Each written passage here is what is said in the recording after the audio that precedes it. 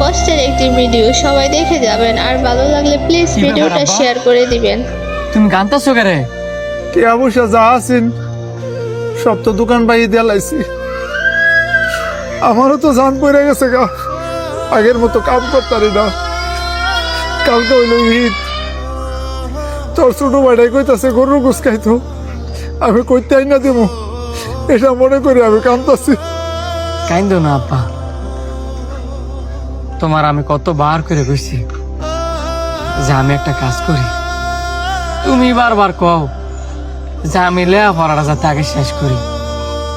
হ্যাঁ, আবার আত্মীয় স্বজনরা আম করে দেখতারে না। যদি আত্মীয় স্বজনরা দেখতার তা না হয় ছোট ভাই লেখাপড়া বুঝতে চাই আনতে পারতাম। আসলে কি আব্বা, মধ্য ফ্যামিলির ঘরে জন্মাইছি তো কারো কাছে চাইতে পারি না। গরিবের ঘরে জন্মাইতাম তাহলে হাত ফাইতে ফাইতে হইলেও শুরু ভাই লেখা গুস্ত নিয়ে যেতাম। তুই ঠিকই কইছ বাপ, মধ্যবিত্ত হয়েছি দিকে ওই জায়গায় জায়গায় ঠিক না পারি কইতে, না পারি সইতে। এই ধর 200 টাকা বাজার থেকে গিয়া একটা মুরগি লয়ে আয়। কালকে যদি বলাঠারে গরুর গোস্ত নাও দিতারি, মুরগির গোস্তটা দেওয়া লাগবো। আব্বা তুমি কোনো চিন্তা করো না, আমার বন্ধু সানি আছে না, হ্যাঁ নাকি এবার গ্রামও কুরবানি দিব। আমি হ্যার কাছে যাম, দেখবা হ্যাঁ আমার জীবন না করতে না এতগুলো গুস্ত দিয়ে দিব। তুমি থাও, আমি মুরগি লই।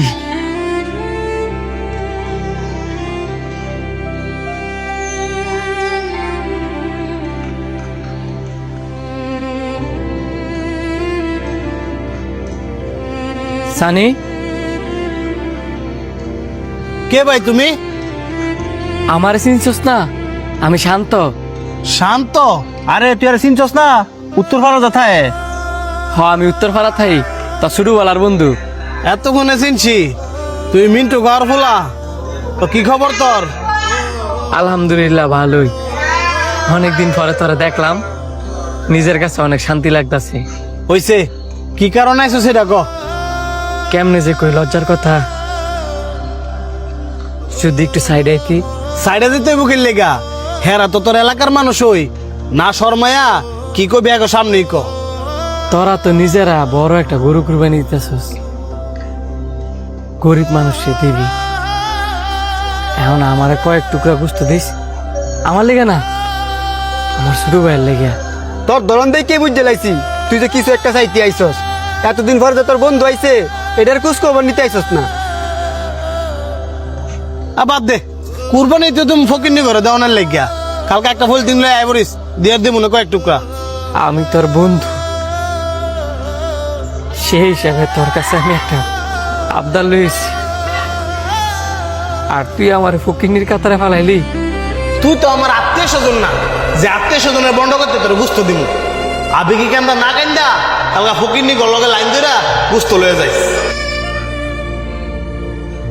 তুই হ্যাঁ লোক এমনি কথা কইতেছিস কি লিখিয়া? হ্যাঁ তোর আত্মীয় স্বজন না হইলো, হ্যাঁ তোর আত্মীয় স্বজন কোনো অংশ কম না। তুই তো দুনিয়ার বাইচি আছিস তার লাগিয়া। হ্যার কারণে বাচ্চাছি মানে ভুললে গেছস গা।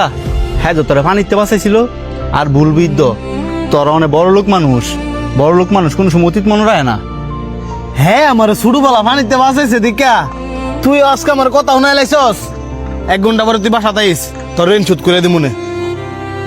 আমি তো তোরা ঠেয়া লেগে বাঁচাই নাই, আমি বাঁচাইছি আমার বন্ধুরে। তোর টেয়া বসে আছে, তুই অহংকার দেখাইতে পারস। আমার টেয়া বসেও নাই, অহংকারও নাই। থাক, আমি গেলাম। খারাপ কই যাস?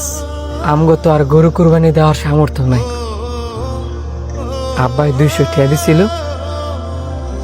কইছে একটা মুরগি কিনা লয়ে যেতাম। আমগো যে সামর্থ্য নাই এটা আমি বুঝলে কি হইব, আমার ছোট ভাই তো আর বুঝে না। এর লেগে বাজার চাইতেছে একটা মুরগি আনতাম। তুই যদি কুরবানিদের দিন মুরগি খাস তো আমার এত বড় গরুটা খাইবো কেনা?